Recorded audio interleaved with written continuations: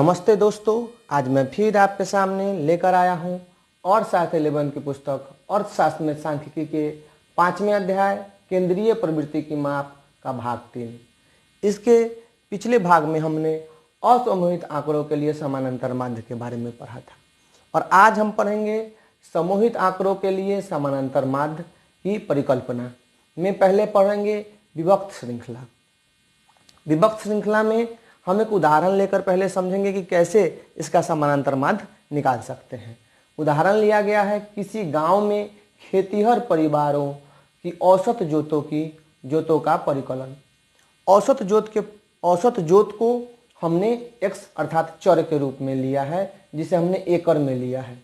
खेतीहर परिवारों की संख्या को f अर्थात बारंबारता के रूप में लिया गया है।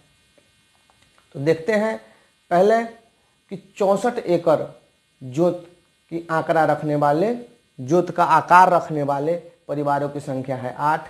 63 एकड़ में 18, 62 एकड़ में 12, 61 एकड़ वाले 9, 60 एकड़ वाले 7 और 59 एकड़ वाले 6 खेतीहर परिवारों की संख्या। अब हमने क्या किया है कि f इंटू x अर्थात जोत के आंकड़ों को परिवारों की संख्या से गुना कर दिया है, अर्थात चर गुने बारंबारता।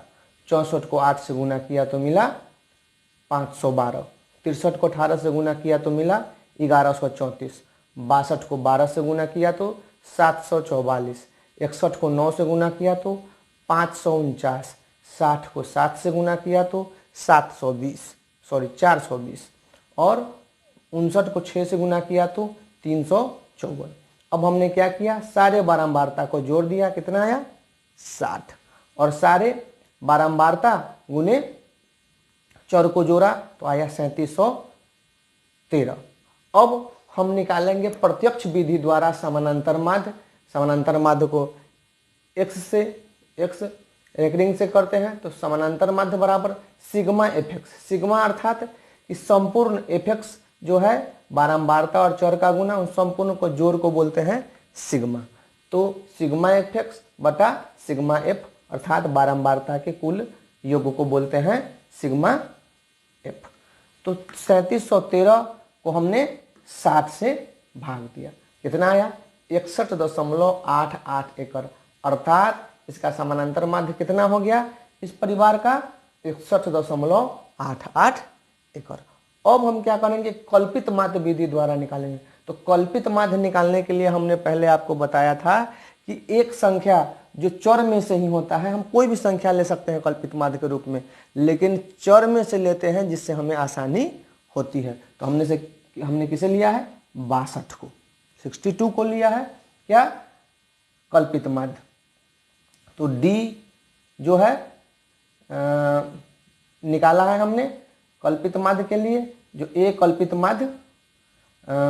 कल्पित माध्य a माना गया है, क्या है 62, x माइनस a अर्थात x माइनस 62। तो घटाया 64 में से 62 तो +2, 63 में से +1, 62 में से 62 तो 0, 61 में से तो -1, 60 में से 63 घटाएंगे तो -2, 62 घटाएंगे तो, और 59 में तो -3। अब इन सब को जोड़ दिया है तो सिग्मा d अर्थात कितना आया -3।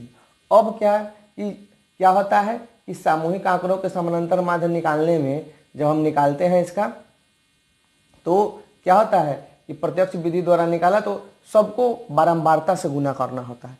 तो हमने d को भी बारंबारता से गुना करके fd निकाल दिया है।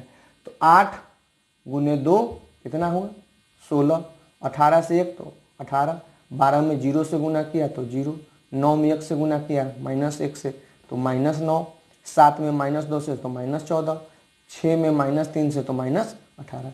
इन सब को जोड़ा तो कितना आया -7। अब कल्पित माध्य विधि से द्वारा समांतर माध्य निकाला तो कल्पित माध्य a, इसका रूल होता है प्लस सिग्मा fd बटा सिग्मा f। सिग्मा fd क्या है, यही जो हमने कल्पित माध्य द्वारा जो निकाला है सो, और बारंबारता इसको जोड़ के बनाया। तो कल्पित माध्य कितना बना है 62, सबको जोड़ के कितना आया सिग्मा fd -7 बटा 60। तो 62 मतलब 62 घटाओ 0.12 जो हमने भाग दे के निकाला, तो इसको घटाया गया, प्लस माइनस माइनस हो गया, तो 61.8, मतलब जो ये आया वही ये भी आया। अब हम पद विचलन विधि द्वारा निकालेंगे। तो पद विचलन विधि क्या होता है कि जब हम कल्पित माध्य निकालते हैं वो भी बड़ा संख्या हो जाता है, तो एक संख्या से हम उसे भाग दे देते हैं। तो जिस संख्या से उससे भाग देते हैं तो वो संख्या हमने माना है 2।